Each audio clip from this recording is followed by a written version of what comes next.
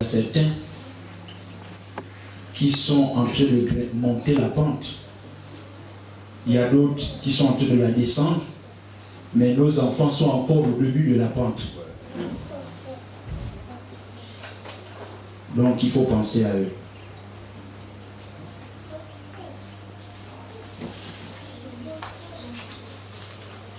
Chacun de nous ici, même l'enfant, même ce n'est pas ton enfant biologique, mais sache que l'enfant dont tu as la responsabilité, c'est ton futur toi. C'est le reflet de ce que tu leur as donné dans le futur. L'éducation que tu donnes aujourd'hui à ton enfant, c'est ce qui va refléter plus tard. Vous savez que nos enfants apprennent beaucoup auprès des membres de la famille. C'est vrai, on dit qu'il y a le dehors qui est là, qui influence aussi, mais le plus souvent, c'est dans la maison. Quand il y a un bel exemple dans la maison, l'enfant aussi est impacté. Lorsque un parent est un modèle, l'enfant aussi est aussi impacté. Voyez-vous, maman a donné une histoire ici où les enfants étaient en train de reprendre ce que les parents, ce que certains faisaient dans les assemblées, et certains moments, les parents ont pour habitude aussi de prier comme ça. Et donc les enfants ne font que répéter. Comment une petite fille de 8 ans, tu as dit, tu vas prier en disant j'arrache mon mari. Bon. Elle a écouté ça où? Si ce n'est les parents qui d'habitude prient comme ça. Toi à ton âge, tu cherches quel mari? Toi tu dois aller à l'école. Et ton mari là, tu l'as donné à qui pour l'arracher? Donc les enfants que nous avons dans nos maisons, c'est notre futur. C'est pourquoi nous devons s'aimer. Nous devons s'aimer des bonnes œuvres. Nous devons s'aimer des bons actes. Nous devons être des modèles. Lorsque un père, et vous savez que les enfants apprennent, retiennent beaucoup plus lorsqu'ils sont encore petits. Ils ont cette capacité-là de beaucoup retenir quand ils sont encore petits. Et vous allez voir plus tard, progressivement, même dans leur jeu, ils vont répéter ce qu'ils voient. Voyez-vous, quand un parent, par exemple, fume et puis fait des grimaces, vous allez voir que cet enfant-là, chaque fois qu'il verra son père comme ça, dans les jeux, il va répéter ça. Il va peut-être prendre les papiers, il va commencer à plier, il va commencer à faire la cigarette. Et puis petit à petit, ça commence comme ça. Le père qui rend tout le temps ivre, l'enfant va commencer à prendre la bouteille, il va commencer aussi à peut-être à mettre de l'eau, à jouer au soulard dans les jeux. Ce sont des choses qu'on néglige, mais qui pourtant ont de l'impact dans la vie des enfants. Un parent qui est orgueilleux, sache que l'orgueil que tu sèmes là aura de l'impact sur tes enfants. Alors ce matin, nous allons adopter, peut-être pas un langage doctrinal, peut-être pas prophétique, même pas à la révélation, mais nous allons nous limiter à la connaissance. Et donc, nous allons lire dans Proverbes, chapitre 16, verset 18. Proverbes 16, verset 18.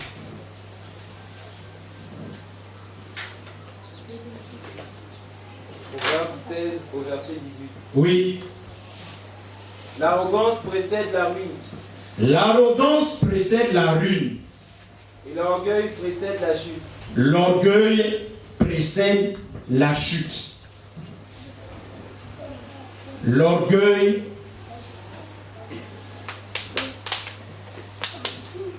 précède la chute. On a pour habitude de répéter cette parole, mais on ne mesure pas le contenu, la profondeur de cette parole. L'orgueil précède la chute.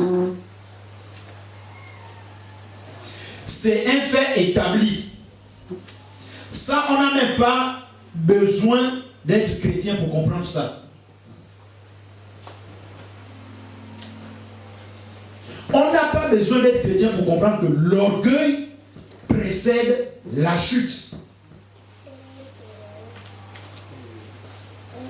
Même une personne, même un homme animal comprend ça.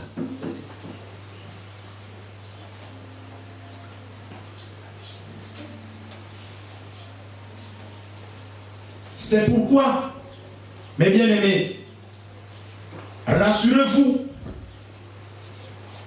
que dans toutes choses, il y a toujours des personnes qui ont commencé. Il y a toujours des dévanciers en tout et pour tout.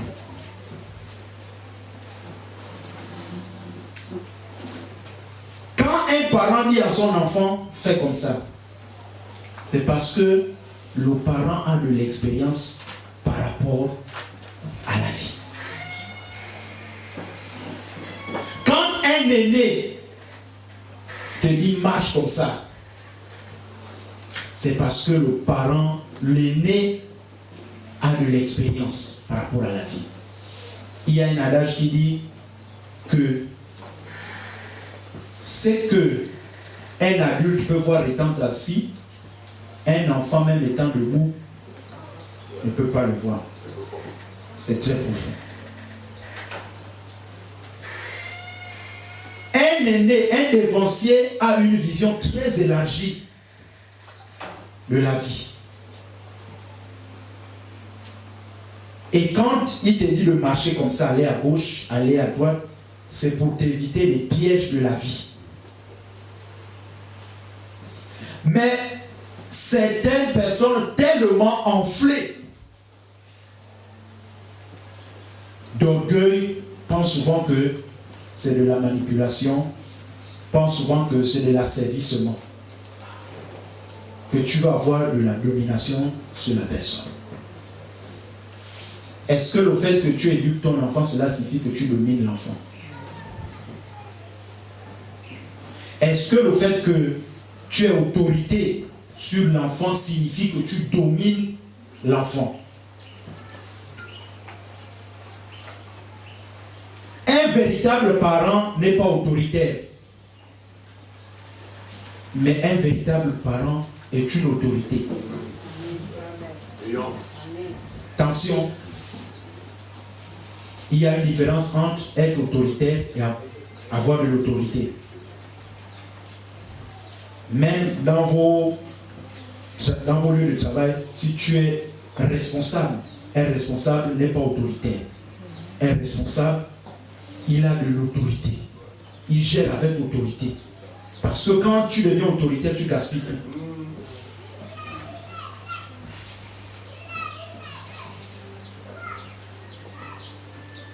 Et donc, l'enfant que tu as dans la maison, montre le chemin, montre la direction. Ne fais pas des choses qui peuvent plus tard amener l'enfant à se perdre. Et c'est pareil même pour nous, pour tous les jeunes, c'est valable pour nous. On ne cesse jamais d'apprendre. Et d'ailleurs, on dit que la vie est une école. On apprend tous les jours. Nos aînés ici sont repartis à l'école. On disait souvent nos enfants vont reprendre le chemin de l'école. Il y a des amis qui vont aussi reprendre le chemin de l'école. On devait aussi prier pour eux. Donc, l'école, la vie est une école. On apprend tous les jours.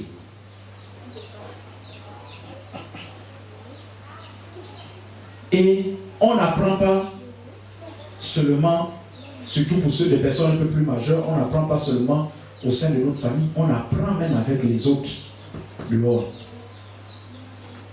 Même la parole nous recommande que quand on voit des choses, on doit examiner les prophéties, mais on doit retenir tout simplement ce qui est bon. Et dans la vie, ça doit être comme ça. Tu observes, mais tu ne retiens que ce qui est bon. Proverbe 22, 6.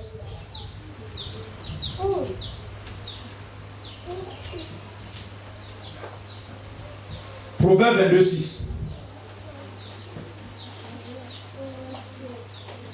Proverbe 22, verset 6. Oui.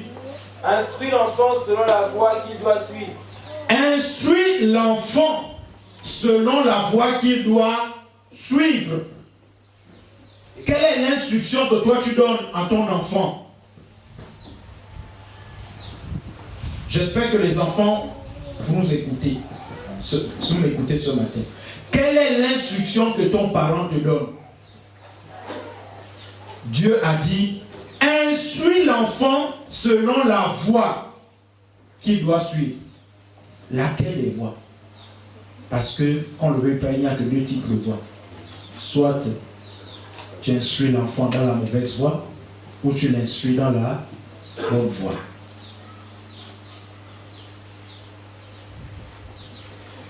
Il y a certains parents qui s'inspirent mal des comportements des autres. Peut-être qu'aujourd'hui, on observe plutôt ça, mais à notre époque, c'était un peu fréquent. Où, parfois, les parents, surtout les familles un peu démunies, quand elles voient une maman à côté avec ses enfants, surtout les filles, chaque fois qu'une fille rentre avec un sachet, l'autre à côté dit, parle à ses enfants, tu vois l'autre? Sachet noir. À l'époque, c'était les sachets noirs. Voilà. Tu vois, elle commence à gronder sur l'enfant. Tu vois l'autre? Regarde, c'est l'autre est rentré avec les sachets. Et l'enfant aussi va commencer à à se livrer dans cette démarche-là.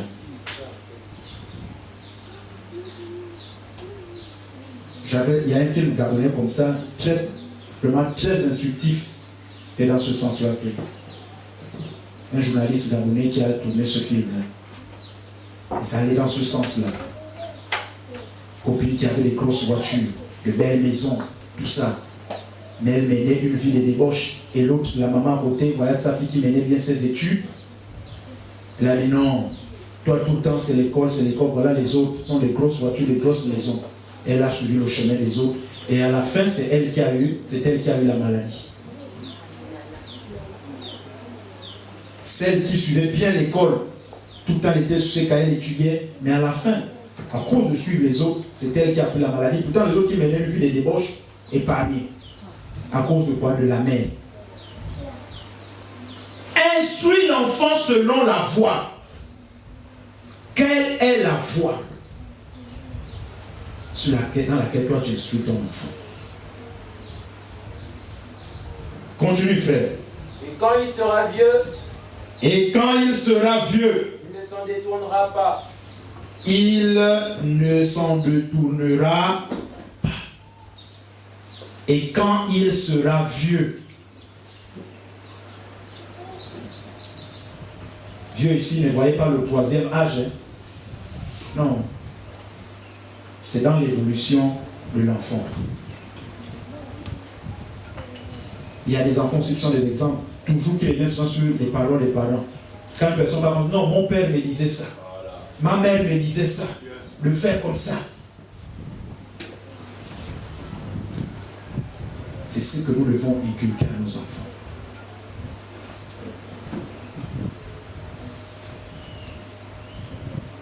Il y a des parents aujourd'hui qui orientent les enfants, qui expliquent les enfants dans la mauvaise voie.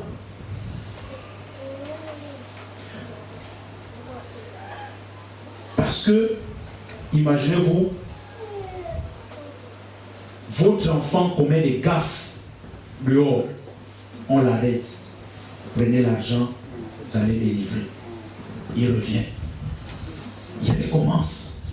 Tu prends l'argent, tu pars, tu délivres. Toi-même, tu l'encourages. Ça, c'est la mauvaise voie. Toi-même, tu l'encourages. C'est de la mauvaise voie. À un moment donné, deux fois, laisse d'abord, il va avoir suivi les conséquences. Parce qu'en réalité, quand on t'arrête comme ça, si le parent a reçu à te délivrer une fois, en réalité, tu es censé te ressaisir. Mais, plus tu le délivres, il y a, si me délivre, ça veut dire qu'il va toujours me délivrer.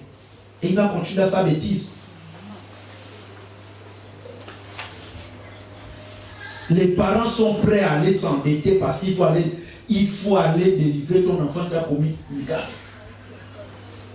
Et parfois même le même jour, hein, l'enfant commet la gaffe, tu vas délivrer le même jour. Et il faut le laisser dormir là-bas. Quand on arrête, il dort d'abord là-bas au moins 2 jours. Parce que là-bas, même rien qu'au commissariat là, rien que la porte là, quand tu ne mets pas là, tu commences à paniquer. Rien qu'au commissariat, mais imagine-toi maintenant la grande maison là-bas.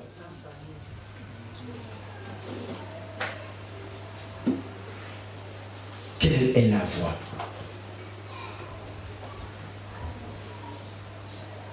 Et ça rend l'enfant orgueilleux. Et tant que tu le fais, cet enfant deviendra orgueilleux même auprès de ses camarades. Quand les camarades vont, toi tu es comme ça, tu es un bandit. Il y a même ces bandits, mes parents, même si on m'arrête, mes parents viendront toujours me délivrer. Mais il ne sait pas que son orgueil là, il est en train de s'enfoncer. Il creuse sa propre tombe. Parce qu'il va arriver un jour où ce ne sera plus la prison, ce sera la balle. Et c'est fini. Parce qu'il y a des personnes qui ne se retiennent pas. Hein. Tu arrives chez lui, c'est sans mesure, il prend la machette, allez.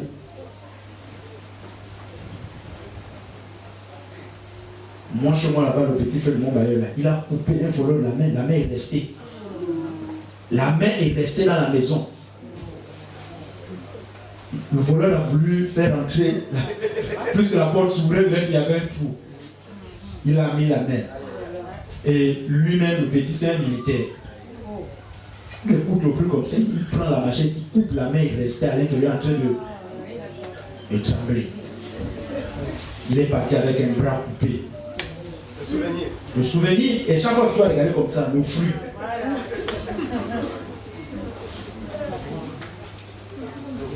Et parfois les enfants comme ça arrivent, les parents ne se posent pas de questions. Il va vous donner un mensonge là, vous n'avez même pas cherché à enquêter. Qu'est-ce qui s'est passé? Non, on prend, on amène rapidement à l'hôpital, il guérit, on oublie comme ça, c'est passé. Instruis l'enfant. En tant qu'église, nous, église, nous sommes dans le monde. Nous sommes là, tant que nous sommes vivants là, les pieds encore sur terre là, nous sommes dans le monde.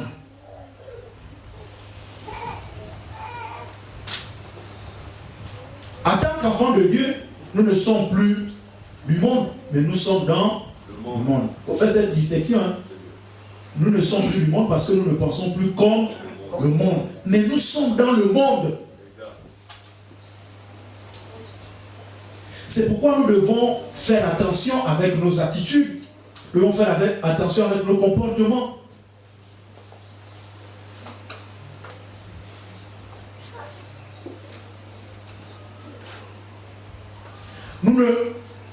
Nous ne devons pas, nous sommes dans le monde et nous ne devons pas nous comporter comme des personnes, des extraterrestres. Parce que nous sommes appelés à vivre autour des gens et avec les gens.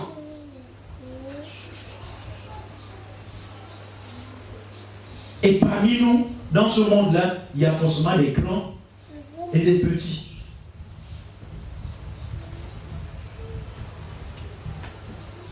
Il y a les grands et les petits. Et les petits doivent connaître leur place. Les grands aussi doivent connaître leur place. Chacun doit rester à sa place. Et chacun doit connaître ce qu'il a à faire.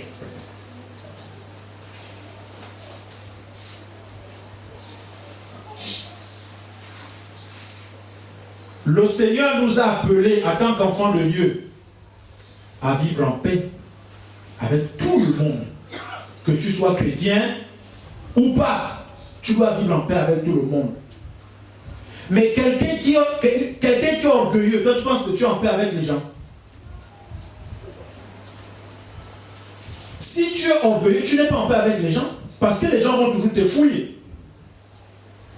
À cause de ton orgueil. Or le Seigneur a dit, soyez en paix avec tous, tout le monde.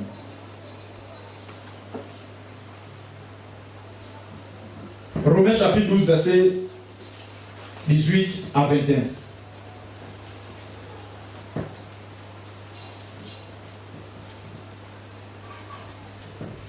Romains 12, 18 à 21. Romains 12, 18 à 21. Oui. S'il est possible, autant que cela dépend de vous, Oui. soyez en paix avec tous les hommes.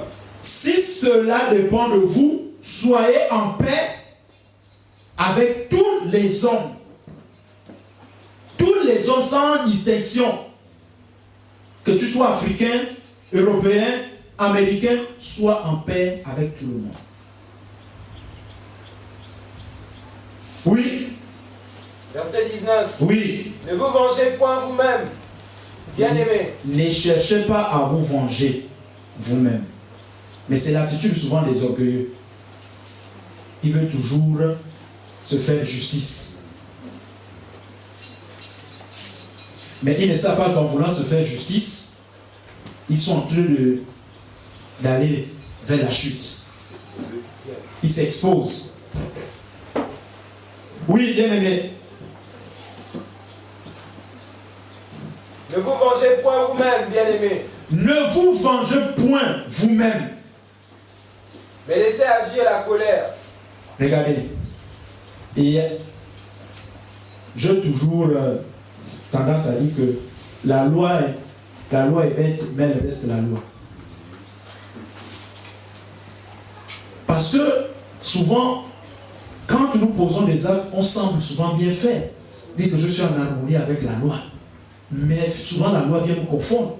Que ce que tu as fait, c'est mauvais. Regardez même les chauffeurs. Le code routier dit par exemple que si tu cognes quelqu'un par l'arrière, automatiquement, tu as tort. Pourtant, la personne par exemple aurait freiné brusquement. Mais plus que toi tu es venu cogner, mais c'est toi qui as tort. Quand toi tu veux te faire justice, quelqu'un t'a fait du mal, tu veux te faire, tu sembles bien faire. Pourtant, ça semble tout à fait normal. Mais la loi viendra te confondre. Et parfois on se dit que la justice ne considère que les faits graves. Mais c'est qu'on oublie même les injures. Injures là, simplement injures là, peut te porter préjudice. Quelqu'un t'a fait du mal, tu as rendu, on t'a dit non, il ne fallait pas rendre.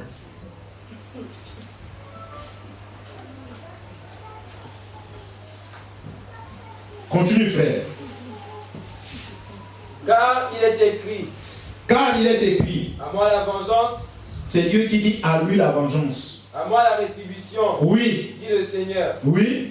Mais si ton ennemi a faim, donne-lui à manger. C'est ça la paix. Si ton ennemi a faim, donne-lui à manger. S'il a soif, donne-lui à boire. Donne-lui à boire. C'est pourquoi vous allez constater souvent, nous sommes des humains. C'est-à-dire que même si quelqu'un qui t'aurait fait non, la personne t'a blessé, t'a fait du mal. Mais quand la personne décède, vous voyez toujours, il y a des sentiments, ce sentiment humain là qui surgit. Ah Seigneur, vraiment. Pitié, pitié, pitié. Mais pourtant, un moment donné, tu oublies tout ce que la personne t'aurait fait. Et pourtant, la personne t'a vraiment fait du mal.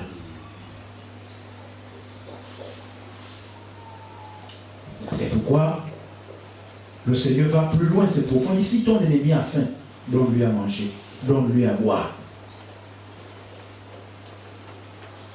Oui? Car en agissant ainsi, Oui? ce sont les charbons ardents que tu amasseras sur sa tête. Alléluia. Ne te laisse pas vaincre par le mal. Ne te laisse pas vaincre par le mal. Mais surmonte le mal par le bien. Mais surmonte le mal par le bien.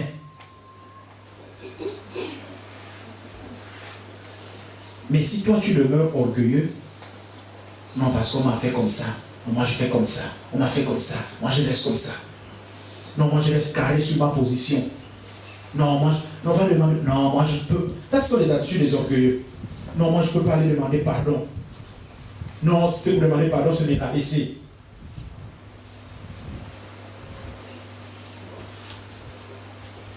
Mais donc, si c'est le cas, Jésus ne serait même pas venu. Parce que la façon dont on a blessé Jésus là, façon dont on l'a blessé, mais il nous a pardonné. Il nous a pardonné. Mais l'orgueil de l'homme l'amène toujours à s'enfler de moi, c'est moi, moi, moi, moi. Et quand c'est comme ça, mon ami, tu te fermes toutes les portes possibles. Tu te fermes toutes les portes possibles.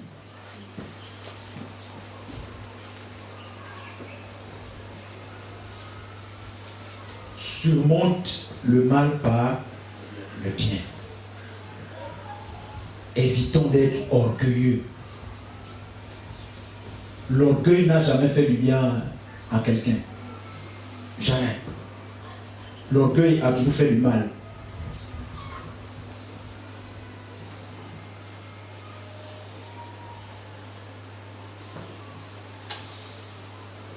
Alors, est-ce qu'on peut avoir une idée de l'orgueil? C'est quoi l'orgueil? On a des enseignants ici. On donne un peu l'idée de ce que c'est l'orgueil. On a même des étudiants ici. On a des élèves ici. C'est quoi l'orgueil? On dit que quelqu'un est orgueilleux. Qu'est-ce que ça signifie? Mon frère, mon homonyme, c'est quoi l'orgueil?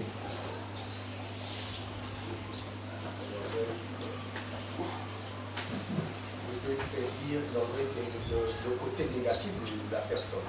Au côté négatif, d'accord. Professeur.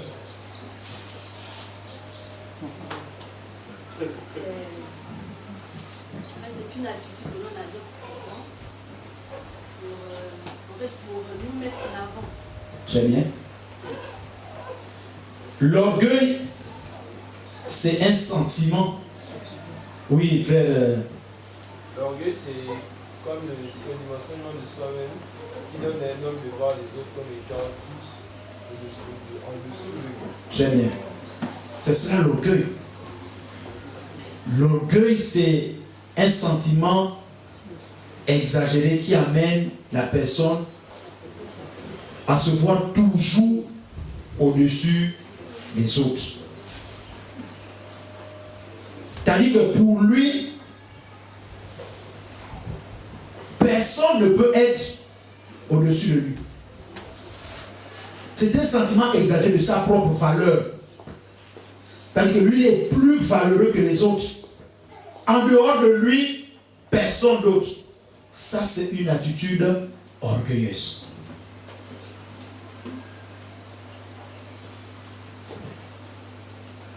Cependant, vous devez comprendre que il existe deux types d'orgueil. Deux types d'orgueil. Il y a l'orgueil qui amène les gens à mépriser les autres.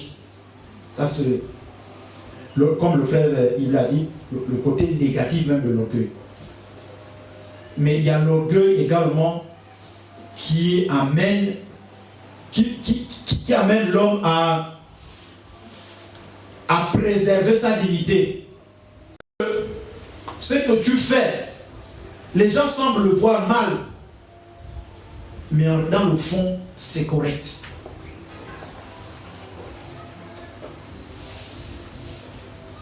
Ça veut dire quoi? Si par exemple, moi je veux bâtir, par exemple construire une maison, je dois me faire violence. Ça, c'est l'orgueil de l'homme. D'un vrai homme, tu dois apprendre à te faire violence. Ça, c'est le côté positif de l'orgueil. Les gens vont voir ça comme si c'était de l'arrogance. Mais en réalité, c'est le côté positif même de l'orgueil d'un homme. Tu n'es pas ici dans le sens de vouloir mépriser les autres, pouvoir rejeter, non. Mais parce que tu veux être fier de toi-même, de ce que tu fais. Tu veux être respecté. C'est l'orgueil, côté positif de l'orgueil. Mais l'orgueil qui conduit à la chute, ça c'est le côté négatif de l'orgueil. Côté négatif de l'orgueil. Et tant que tu demeures dans le côté négatif de l'orgueil,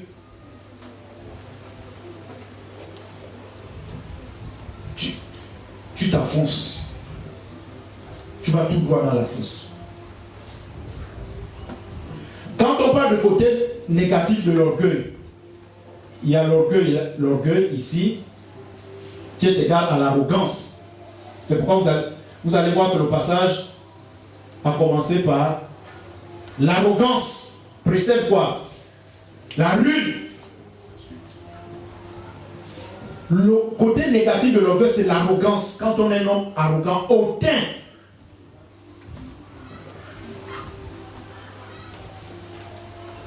On n'a pas du respect pour qui que ce soit.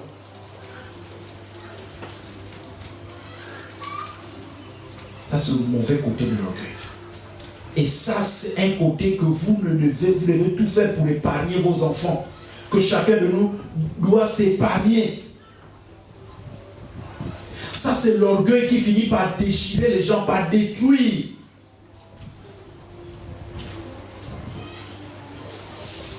Nous sommes des personnes renouvelées. Ça ne doit plus être notre attitude. L'orgueil ne doit plus être notre attitude.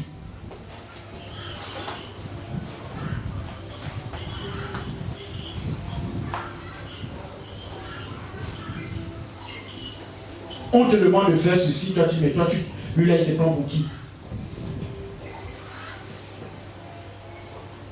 Tu as un souci contre quelqu'un, mais que ton orgueil ne t'a même pas dit que qu'est-ce que moi je vais faire, qu'est-ce que tu vas aller raconter avec moi? Va vers la personne, discute avec la personne. Et quand on parle de l'orgueil, c'est partagé, hein? C'est partagé. Que tu sois jeune ou que tu sois adulte, c'est partagé. Un homme adulte, en réalité, ne doit même pas être orgueilleux. C'est pourquoi on dit que la maturité d'un homme ne se mesure pas à son âge. On peut être âgé selon l'âge, mais dedans, il n'y a rien. C'est pourquoi il y a un adage qui dit, je crois que c'est une citation je crois que c'est Voltaire qui dit que aux valeurs, aux âmes, voilà, bien né, la valeur n'attend point le nombre d'années. Il y a des jeunes plus sages que des adultes en âge.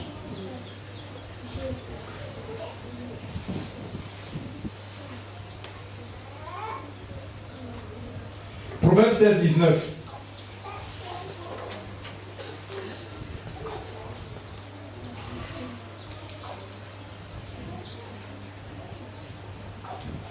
Proverbe 16 au verset 19. Oui. Mieux vaut être humble avec les humbles que de partager le butin avec les orgueilleux. Mieux vaut être humble avec les humbles que de partager le butin avec les orgueilleux. Mieux vaut être humble avec les humbles que de marcher avec les orgueilleux. Parce que quand tu marches avec un orgueilleux, s'il a plus d'influence sur toi, il va t'emporter. Il va t'emporter. C'est pourquoi il est très important de choisir ses amis. Les jeunes, il est très important de choisir ses amis. Alors, non, c'est mon ami intime. Ton ami intime.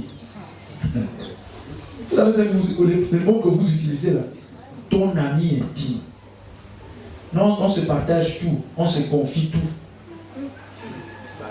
Mais le malheur vient toujours de là.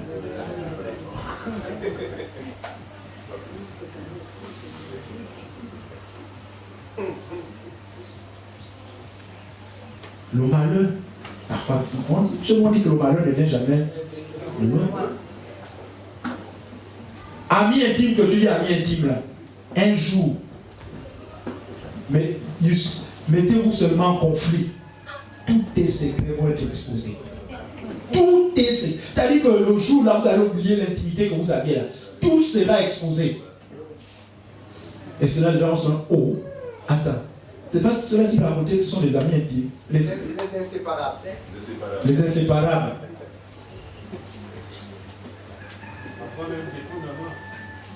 Merci. Ce qu'on appelle chez nous taper l'eau, taper l'eau.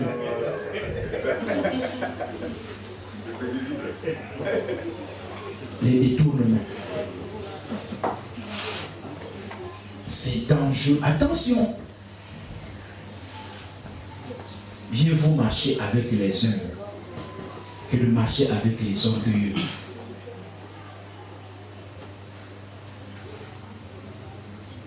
Choisissez vos amis. Il y a des amis qui ont vendu les autres à la loge. Oui. Non, c'est mon ami, c'est mon ami. Mais il a fini par t'emporter. Tu te retrouves maintenant là-bas, là où, comme disent les Ivoiriens, que si tu empruntes le chemin de je m'en fous, tu vas te retrouver au village de si je savais. Et parfois même, les parents, tes parents toi-même sont en conséquence. Quand tu amènes l'ami à la maison, papa, maman regarde. Attention, ton ami là, je ne le vois pas clair. Ah non, maman, ses parents aussi me connaissent. Il n'y a pas de souci. Mais apprenez à écouter les conseils des enfants. Apprenez à écouter les conseils. Quand maman ou papa a déjà dit que l'ami là, attention. L'ami là, attention. Parce que souvent, quand il y a gaffe, toi tu n'étais même pas présent. Mais quand on vient vous soulever là, si vous êtes ensemble là, on vous prend. S'il faut frapper là, on va d'abord vous frapper les deux. Parfois, on me frappe même pourquoi. Mais ton ami a déjà commis une gaffe, mais comme vous êtes ensemble, on vous a pris tous les deux. Veillons sur les amis de nos enfants. Veillons.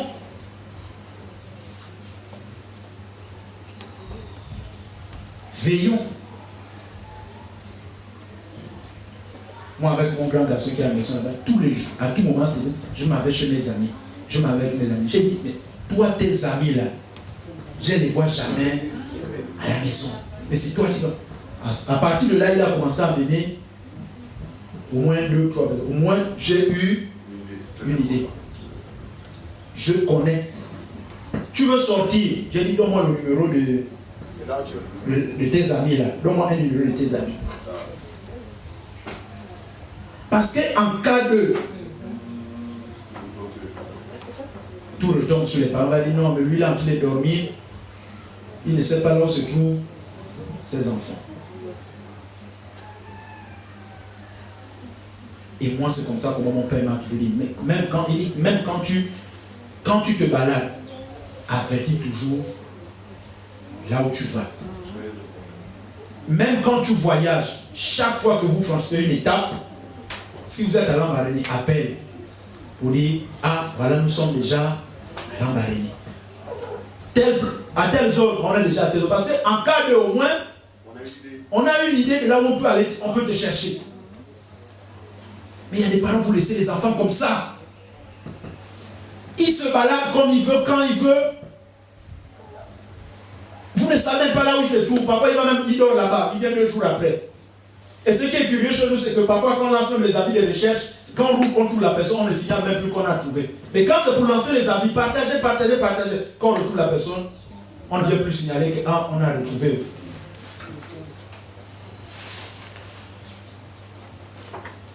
Comment les personnes de 25 ans, 30 ans, ta photo est affichée partout dans le lieu à vie des recherches.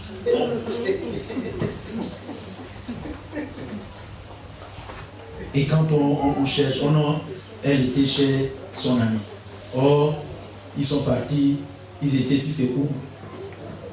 Mais la personne a le téléphone, hein. La personne ne peut pas prendre un message pour dire, ah, voilà, chers parents, je suis un niveau. Oui, il faut parler comme ça, chers parents. Il faut parler comme ça. Mais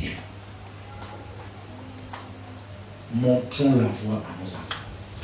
Nous sommes des dévanciers. Laissons l'orgueil en arrière qui peut détruire nos enfants. Parfois les parents, non, moi je suis fatigué. Je suis fatigué d'éduquer, je suis fatigué. J'ai un parent là qui a juré que l'enfant va plus terminer l'année. Parce que l'enfant a échoué. Tous les paliers. Elle dit non, là, quand on revient, il ne vient plus à l'école. C'est fini, je suis fatigué. Donc l'enfant va rester à la maison. Donc il a envoyé l'enfant à l'école.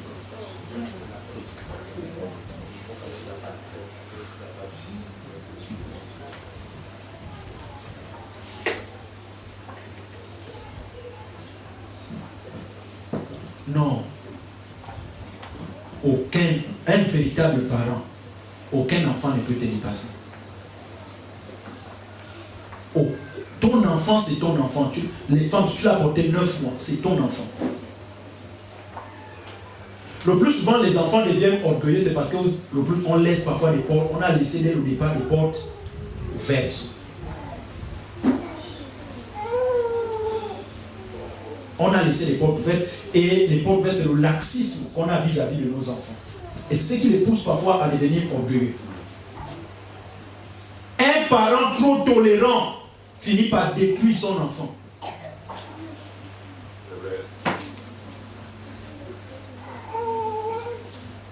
Tu es trop tolérant. À un moment donné, tu tapes le poing sur la table. Même si tu es une femme. Même si tu élèves tes enfants seuls.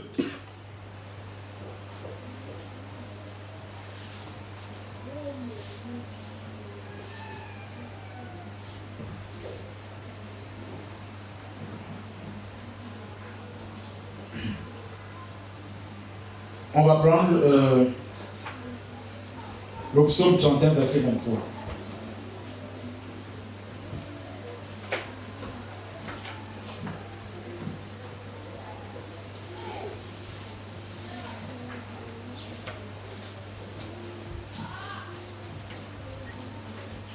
Psaume 31, verset 23. Psaume 31 au verset 23. Oui. Je disais dans ma précipitation, je suis chassé loin de ton regard. Oui. Mais tu as entendu la voix de mes supplications quand j'ai crié vers toi. Tu as entendu la voix de mes supplications quand j'ai crié vers toi. Verset 24. Oui. Aimez l'Éternel, vous qui avez de la pitié. Aimez l'Éternel, vous qui avez de la pitié. Piété. Oui. L'Éternel garde les fidèles et il punit sévèrement les orgueilleux. Il punit, c'est bien, il n'a pas dit il punit les orgueilleux. Il punit sévèrement. Sévèrement les orgueilleux. C'est pourquoi il est important de ne pas avoir ce sentiment-là en nous. Sentiment d'orgueil. Je vous assure que même, nous sommes là, quand je parle là, dans la vie courante, évitons d'être orgueilleux. L'orgueil finira par nous détruire si nous manifestons ce sentiment-là.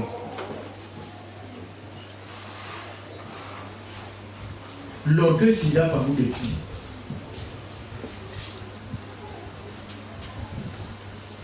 Plusieurs aujourd'hui ont perdu des opportunités à cause de l'orgueil.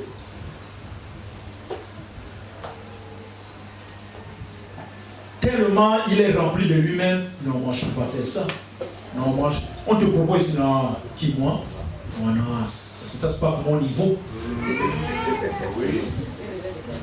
J'ai dépassé ça. Ça c'est pas pour mon niveau. Quelqu'un, parce que tu as appris beaucoup, on te dit, bon frère, voici, on accepte ton dossier, mais commence là. Je dis, moi, vous avez regardé mes papiers? Mon ami, il y a les dévanciers qui sont là, qui ont déjà fait carrière là. Donc toi, tu veux venir aussitôt? Attends. Dans la vie, c'est petit, petit.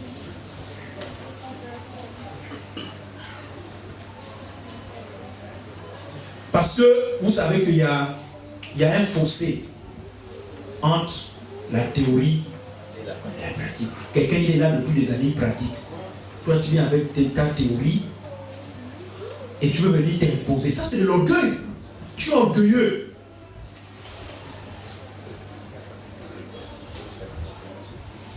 Tu es orgueilleux. Et comme ça tu vas te fermer toutes les portes. On te propose là. Si tu estimes que tu peux commencer, commence petit à petit, tu vas grimper. Tout en étant aussi humble. Humble.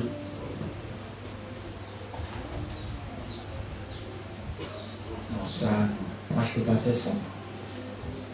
D'accord, aujourd'hui, cet aujourd'hui, on se moque même de ceux qui ramassent les poubelles.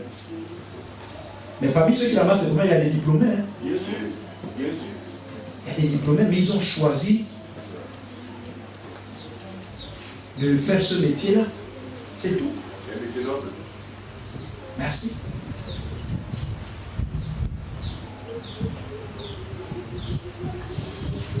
Non. Moi, je ne peux pas faire moi, je ne peux pas faire la maçonnerie. Et tellement les personnes orgueilleuses méprisent même les gens qui font ces petits métiers-là. Quelqu'un qui fait la maçonnerie, mais il a une connaissance que toi, tu n'as pas. Ça ne sert à rien d'être orgueilleux. Moi-même que vous voyez là, moi, j'ai commencé pour passer au concours là où je suis là aujourd'hui. Tous les concours possibles que j'ai fait, il fallait que j'aille tourner le béton. On est nombreux, frère. Tourner le béton. J'ai travaillé dans les fermes pour enlever la fiente. Et vous savez combien de fois la fiente là, ça.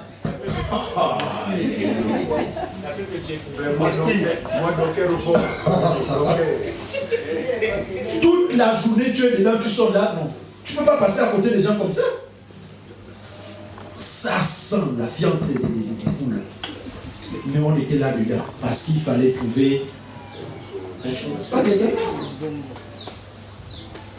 Tu n'es pas venu au Canada, non. Comment je suis un bachelier? Je ne peux pas aller faire comme ça. C'est tout nos bacheliers, non, seul bachelier. Non. Mon ami, sois humble.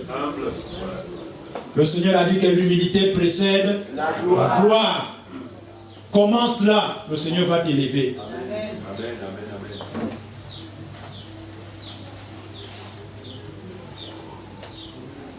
Tu es femme de ménage, c'est pas grave. Commence là. Profession noble. Il y a des gens qui ont commencé à nettoyer le sol là, mais petit à petit pousser les dossiers. Quand on les voyait, on pensait qu'ils n'étaient pas diplômés, et ils poussaient les dossiers. Soyons humbles dans la vie. Soyons humbles. Et je rends hommage comme ça à mon frère Siad qui lui, il est battant, polyvalent. Partout là où tu l'amènes, allez, il se lance. C'est ça. Parce que pour chacun de nous ici, là, on ne vit plus pour nous-mêmes. Hein. Voilà notre responsabilité. Si Dieu nous garde encore en vie, même c'est à cause de ces personnes-là. Un véritable parent ne vit plus pour lui. Il vit pour ses enfants. Sacerdoce.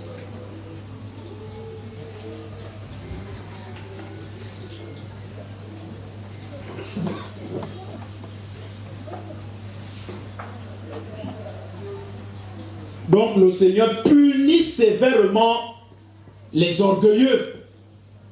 Si tu es un orgueilleux, le Seigneur va te punir. Et parfois on se pose la question, pourquoi depuis là les choses ne marchent pas? Ça ne marche pas parce que tu es orgueilleux.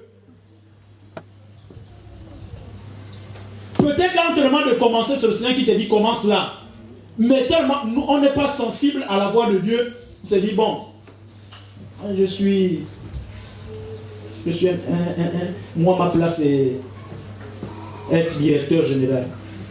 Mais directeur général, ce n'est pas une profession. Même quand vous dites, tu veux être quoi dans la vie? Non, moi je veux être ministre. Dis à ton enfant, ministre, ce n'est pas une profession. Ministre, on te nomme et on peut t'enlever. Et quand on t'enlève là, tu deviens quoi?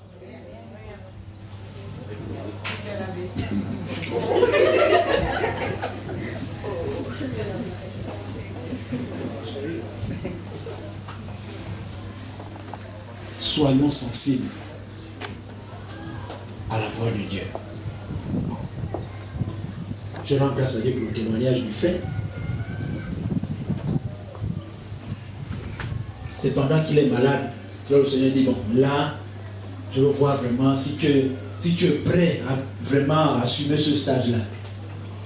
Donc le Seigneur frappe d'abord la maladie. Maintenant, il balance par tous les fils. Mon frère, ce jour-là, si le Seigneur peut même donner pied enflé là. Je veux voir si tu peux aller là-bas. Tu devais ramper ce jour-là. Tu devais ramper.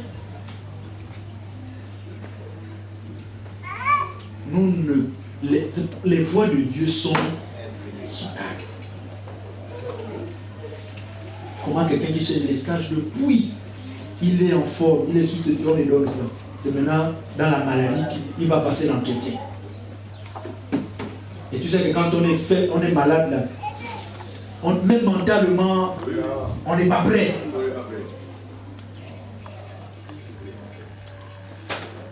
Et gloire, tu sais que quand Dieu aussi a déjà tracé, il est allé juste remplir une formalité. C'était déjà dit.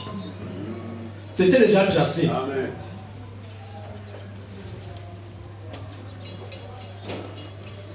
Donc, chacun de nous, mon frère, que tu sois là, que ce soit ton enfant ou toi, ne soyons pas orgueilleux. Dis à ton enfant que quand tu vas travailler, si tu peux commencer là, commence là. Commence là. Parce que nos enfants là, parfois, comme le père là, il était ministre là, il dit non, lui ne peut pas occuper les basses fonctions. Il ne peut pas. Lui fait seulement les... Comme si c'était réputé. Vraiment. Non, mais c'est pourquoi l'humoriste avait dit non. Lorsque le parent et le père est député, c'est toute la famille qui a l'humilité parlementaire.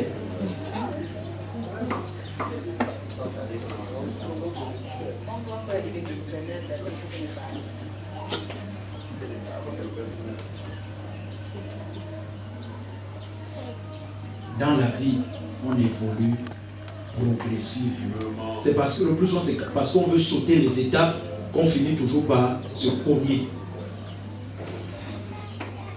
On finit toujours par se cogner. Il faut respecter les étapes de l'évolution.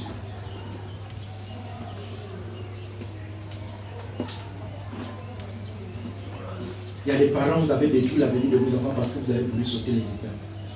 Ton enfant est ici dans cette école, il ne gagne pas. Mon enfant l'année prochaine, il faut que... Non, tellement l'orgueil est monté. Non, il ne faut pas que les gens sachent que mon enfant ne peut pas reprendre une classe. Tu enlèves là. Tu vas mettre dans une autre école. Là-bas aussi, tape photo comme disent les Ivoiriens. Tu enlèves là-bas. Tu vas mettre dans une autre école en classe supérieure. Mais l'enfant ne comprend rien. Tu es en train de détruire l'avenir de ton enfant. Oui.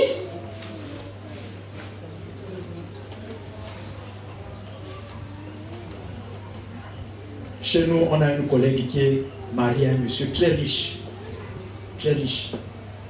Elle aujourd'hui, elle est conseillère pédagogique. Mais elle ne peut pas rentrer dans une salle de classe, venir inspecter un enseignant. Elle ne peut pas. Pourquoi?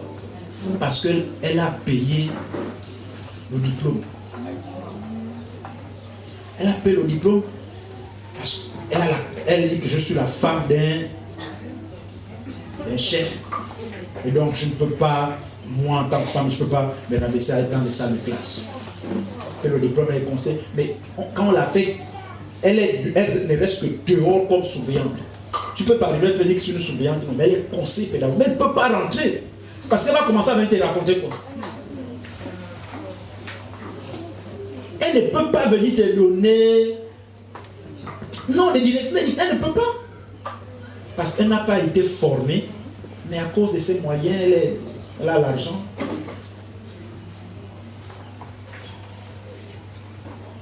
L'orgueil de l'homme finit par détruire l'homme. Et donc, tu vois, elle a un papier. Mais à quoi sert ce papier?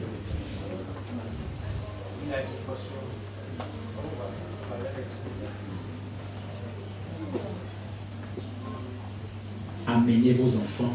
Si un enfant doit reprendre, il doit reprendre. C'est tout. C'est avantageux. S'il doit reprendre, il doit redoubler. Il y a mon fils. C'est vrai que ça n'a pas été. L'année prochaine, ça ira. Ça ira. Parfois, toi, tu as conscience des lacunes de ton enfant. Mais tu pousses l'enfant comme ça. Merci. C'est là où on dit non. Non, il faut que j'amène l'enfant là chez un pasteur. On doit faire la délivrance. Quelle délivrance, mon frère? Quelle délivrance? Toi-même, tu as la base de son échec.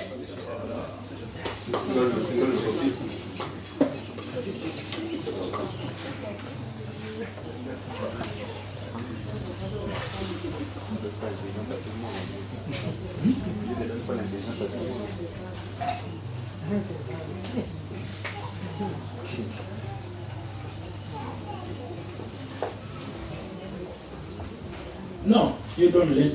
Tout le monde est intelligent.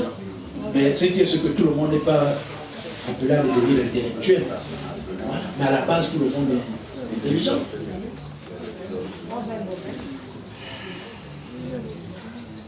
À la base, tout le monde est intelligent.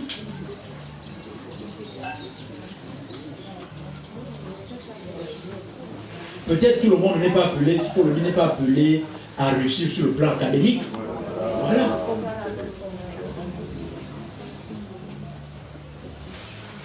Mais on sait que il faut quand même un minimum. Il faut le minimum. Il faut le minimum. Quand tu vas l'enfant à l'école, c'est pour qu'il a échoué. C'est pour qu'il avance dans ses études. Maintenant, avec le temps, si on constate que moi, mon fils, c'est l'exemple. Il a vu que l'enseignement général, ça ne passe pas. Il a essayé, il a cogné. On a changé les établissements pour voir que ça n'allait pas. Il a dit non, lui-même, il a dit non, moi, c'est l'enseignement technique. Et on a tout fait pour l'envoyer au lycée technique. Et aujourd'hui, il a un métier. Il est tranquille. Il est formé et professionnel. Tranquille. Aujourd'hui, il est fier. Non, ça aussi, apprenez à comprendre vos enfants. Si ça ne marche pas sur le... C'est parce qu'aujourd'hui, on court les gens avec l'enseignement général. Tu arrives même à l'université. Tu ne sais même pas où t'orienter. Si tu envoies un enfant faire l'enseignement, par exemple, formation en électricité, tu vas voir que cet enfant-là, plus il manipule, plus il deviendra autonome. Il va se gérer avec. Et il y a un monsieur qui faisait même un dicton comme ça, où il demandait même aux parents, il dit, retirez vos enfants de l'enseignement général. Le ministre du Travail a fait une conférence comme ça. Il a demandé de retirer. Voilà, on ouvre les cerveaux, on force. Et quand on arrive, j'ai le bac, on prend le bac, c'est dans le tiroir. Il n'y a rien.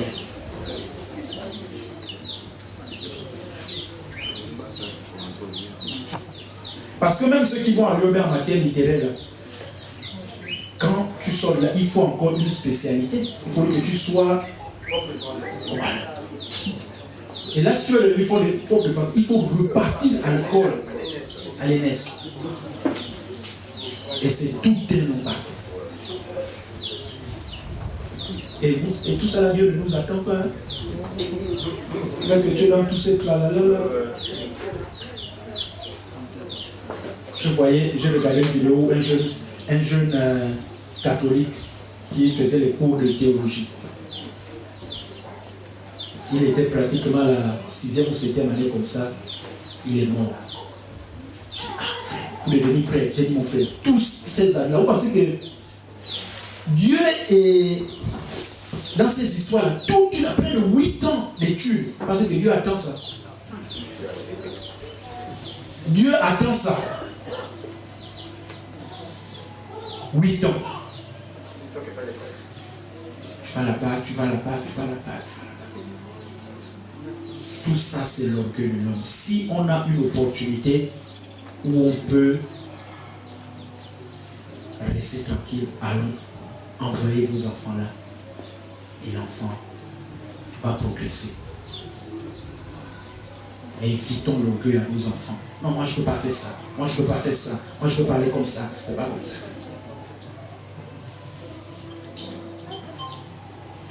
Même chez nos jeunes filles. Non, moi je ne peux pas épouser un pauvre. L'orgueil. Moi je ne peux pas épouser un pauvre. Non, ça c'est l'orgueil. On ne parle pas comme ça. ne faudrait pas que vos enfants arrivent à parler comme ça, c'est pas bien. Ça, c'est les pensées de l'homme. Hein. Dans le cœur de l'homme, il y a plusieurs projets. Toi, tu veux épouser un riche, mais Dieu va te conduire vers un pauvre. Un pauvre charmant.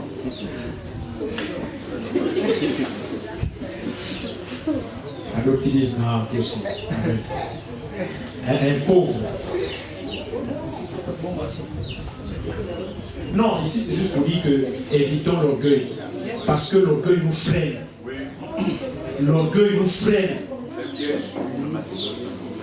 L'orgueil est un piège. Oui. Il y a tellement de choses où les gens manifestent l'orgueil, ce sentiment, l'orgueil là. Non, on a donné, notre enfant a beaucoup investi. Donc la dot là, c'est 2 millions. Non, en fait.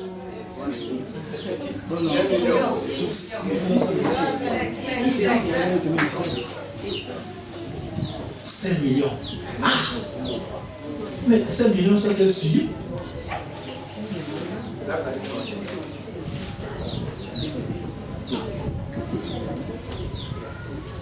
Chez nous, là, on dit le coin de l'homme. Ça veut dire que le mariage, c'est la poubelle. Là, oui.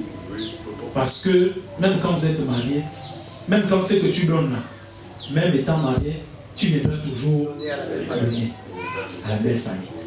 Donc ça ne sert à rien de le serrer, l'asphyxier. Tu as vu? Toujours donner. Il y a une situation, il faut donner. Il y a tel problème là-bas, il faut donner. Tu deviens membre de la famille.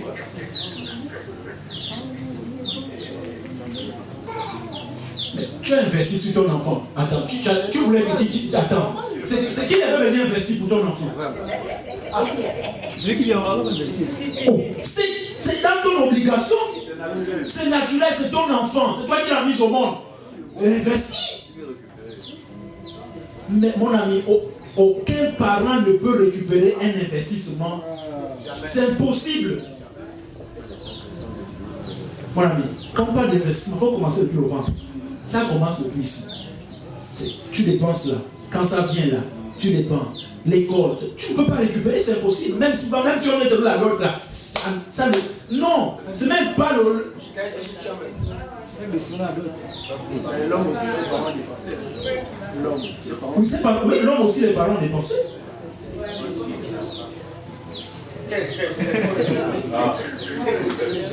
L'orgueil entraîne la chute. L'orgueil entraîne la chute. S'il vous plaît, mes bien-aimés, arrêtons avec l'orgueil. Voici les quelques conseils que les anciens, nos prédécesseurs, nous ont donnés. 1 Timothée chapitre 6, verset 17. 1 Timothée 6, verset 17. 1 Timothée 6 au verset 17. Oui. Recommande aux riches du présent siècle Oui. de ne pas être orgueilleux. Recommande aux riches de ce siècle de ne pas être orgueilleux. Parce que quand on est riche, on veut montrer qu'on est autosuffisant. Non, sur cette terre-là, personne n'est autosuffisant. Personne. Mon ami, tu auras toujours besoin de quelqu'un. Toujours besoin de quelqu'un. On dit souvent que le jour même de ta mort, ce n'est pas l'argent qui vient soulever ton cercueil. Ce sont des personnes, ce sont des gens. On a toujours besoin. Et curieusement, chez nous en Afrique, souvent on a un langage qui dit que Dieu ne donne pas tout. Ça veut dire que si Dieu t'a donné la richesse, il y a forcément quelque chose qui te manque. Mais tellement l'homme est orgueilleux, il pense que sa richesse, c'est tout pour lui, qui n'a plus besoin de dire que ce soit. Il y a d'autres, même à cause de la richesse, tu ne peux plus arriver chez lui sans appeler. faut d'abord appeler. Pour arriver, il faut d'abord prendre le rendez-vous. Ah, frère, quand on était là, on mangeait les biscuits ensemble, on buvait l'eau glacée, l'eau en sachet ensemble. Maintenant, tu es devenu riche. Pour arriver chez toi, il faut d'abord prendre rendez-vous. Non, c'est tout à fait normal d'appeler. Frère, est-ce que tu as la maison? C'est normal. Mais les histoires, non. C'est pas la maison, il faut d'abord m'appeler avant de passer. Tu.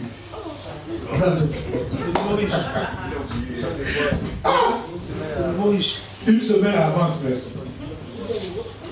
Non, la richesse ne doit pas nous rendre orgueilleux. C'est bien d'être riche, c'est normal, mais ne devenez pas orgueilleux à cause de la richesse, s'il vous plaît. Le monde passe. Tout passe. Tout passe. Il y a un papa, dont vous avez parlé ici, un général, on allait prêcher l'évangile. Mais je vous assure que il est riche. Il est riche. Mais si vous l'avez vu quand il était malade, il fallait que la femme soit là.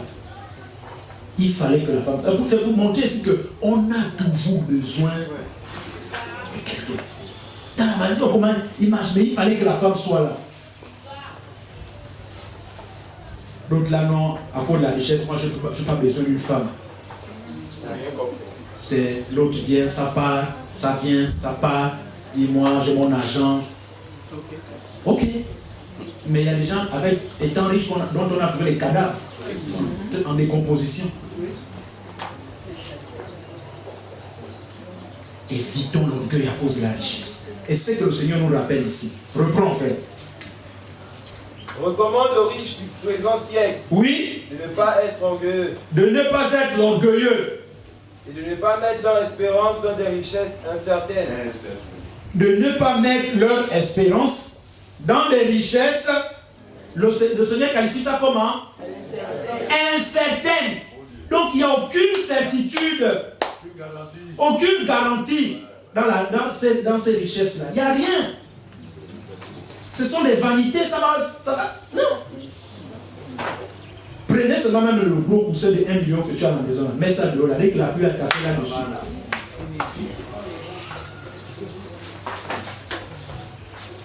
Il y a déjà même les choses que tu affectionnais. Ce sont ces choses-là qui t'ont tué. Tu as fait grosse baignoire dans la bouche. La nuque. S'il vous plaît, faisons attention. Que la richesse ne nous rende pas orgueilleux. Que la richesse ne rende pas nos enfants orgueilleux. Qu'ils soient humbles. Continue, frère. Mais de la mettre en Dieu. De mettre votre espérance en Dieu. Qui nous donne avec abondance toutes choses pour que nous en jouissions. Qui nous donne avec abondance. Non, les gens ont pris abondance ici. Le monde a pris abondance ici comme si vraiment, non, un enfant de Dieu doit vivre dans l'abondance. Mais nous, dans l'opulence, merci. Nous sommes dans l'abondance. Mais nous ne mesurons pas l'abondance que nous avons au bien matériel. À l'opulence qu'on peut avoir, non. Non. S'il vous plaît. Non. Nous sommes dans l'abondance. La véritable abondance. Donc le Seigneur exhorte aux riches. Si tu es riche, mon frère, si tu es riche, tu as les biens, ne mets pas ta confiance à ces biens-là. Tôt ou tard, ça va passer. Voilà, nous sommes, hier j'ai regardé un reportage, nous sommes en malheur, notre panthère est partie, mais j'ai regardé un reportage où certains parents sont déjà allés s'accaparer. Oui, la personne n'est pas encore là-bas. Ils ont déjà allés s'accaparer des maisons et des voitures. Attends, mon Dieu, on vit dans quel monde? C'est triste. Vous voyez combien de fois l'homme est dangereux. Le cœur de l'homme est dangereux. C'est comme si les gens souhaitaient même sa mort.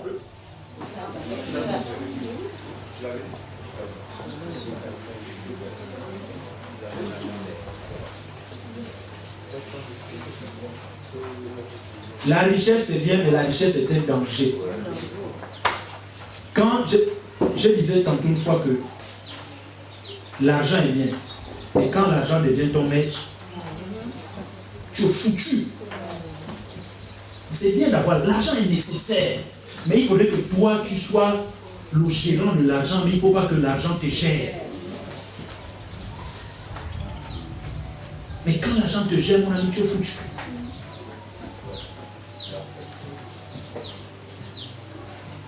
Prends 1 Pierre 5,5. 1 Pierre 5,5. 1 Pierre 5 au verset 5. Oui. De même, vous qui êtes jeunes, On s'adresse aux jeunes, les jeunes, vous qui êtes jeunes. soyez soumis aux anciens, Soyez soumis aux anciens. et tous dans vos rapports mutuels. On dit et soyez soumis aux anciens et tous dans vos rapports mutuels. S'il vous plaît, ne pensez pas ici que les anciens sont là pour vous manipuler quand on donne une direction, quand on dit faisons ceci ou cela. Et d'ailleurs, je ne pense pas ici qu'on a déjà pris une décision comme ça sans pourtant informer à l'église. Aux jeunes, les jeunes, parce que le plus souvent ce sont les jeunes qui ont tendance à penser qu'ils sont manipulés par les aînés, alors qu'il n'en est rien. Mon frère, je ne sais pas si quelqu'un se souvient d'avoir été manipulé. D'abord, on nous a manipulés. Oui. Manipulés. Bien même. Oui, frère. Revêtez-vous d'humilité, Revêtez-vous d'humilité. car Dieu résiste aux orgueilleux, Dieu et fait résiste grâce aux humbles. Très bien. Dieu résiste aux orgueilleux et il fait grâce aux hommes. C'est pourquoi il est bon de se revêtir de l'humilité. Soyons humbles. Servir l'Éternel, oui, Ton Dieu, ton Dieu, ou qui n'écoutera pas le juge, ou qui n'écoutera pas le juge, cet homme sera puni de mort. cet homme sera puni de mort. Tu ôteras ainsi le mal du milieu d'Israël. Ça, c'est dans l'ancien temps. Cet homme devait être puni de mort. Non, ici, on ne va pas tuer quelqu'un. Ici, on ne va pas tuer quelqu'un. Mais ici, on peut ôter le mal. Quand quelqu'un, l'Église nous a donné une démarche, par exemple, pour des personnes orgueilleuses qui se comportent mal, l'Église a donné des démarches. Si on a épuisé toutes ces démarches et que la situation ne change pas, le Seigneur dit, ôtez le méchant. Il dit, tu ôteras ainsi le mal du milieu d'Israël. Oui? Verset 13. Oui. Afin que tout le peuple entende et craigne, et qu'il ne se livre plus à l'orgueil. Vous écoutez bien. Le but ici, c'est quoi? C'est pour susciter la crainte. Que chacun ait la crainte de Dieu. Ce n'est pas pour faire du mal à quelqu'un, c'est parce qu'on veut faire du mal à quelqu'un. C'est pour susciter que les gens sachent que ce que nous faisons, ce n'est pas de la plaisanterie. Ce n'est pas de la blague. Mais c'est que tu comprends qu'il y a bel et bien un Dieu qui est contre les orgueilleux. Lui-même, il a dit, il punit sévèrement les orgueilleux. C'est pourquoi il dit, afin que tout le peuple entende et craigne, et qu'il ne se livre plus à l'orgueil. Donc, faisons attention. L'orgueil finira toujours par détruire. C'est pourquoi le Seigneur a dit, couvrez-vous d'humilité, soyez humbles. Et si vous êtes humble, si vous vous rabaissez, le Seigneur va vous élever. Il va vous élever. Non, quand on dit élever, ne voyez pas que tu seras forcément en haut, comme on nous a dit que tu seras la tête et jamais la queue.